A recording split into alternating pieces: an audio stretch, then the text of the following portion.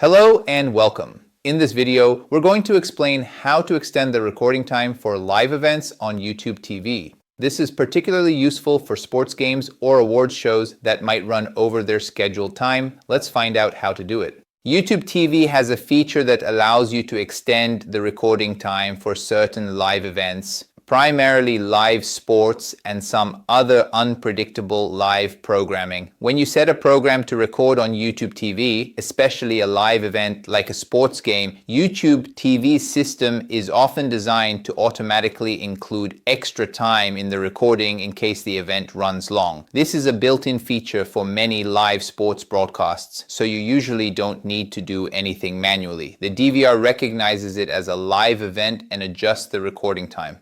However, if you want to be absolutely sure, or if you're recording a live event that might not be automatically extended, there isn't a manual option to specify an exact extra number of minutes like you might find on some traditional DVRs. YouTube TV's approach is more automatic for recognized live sports. For other types of live events that might run over, your best bet is to also record any programming that is scheduled immediately after the event on the same channel. By recording the following program, you ensure that if the event goes over its scheduled end time, the extra portion will be captured as part of the subsequent recording. So, in summary, for most live sports, YouTube TV automatically includes extra time in the recording. For other live events where you are concerned about them running over, set the scheduled program that follows on the same channel to record as well. This essentially extends your recording window to cover potential overruns.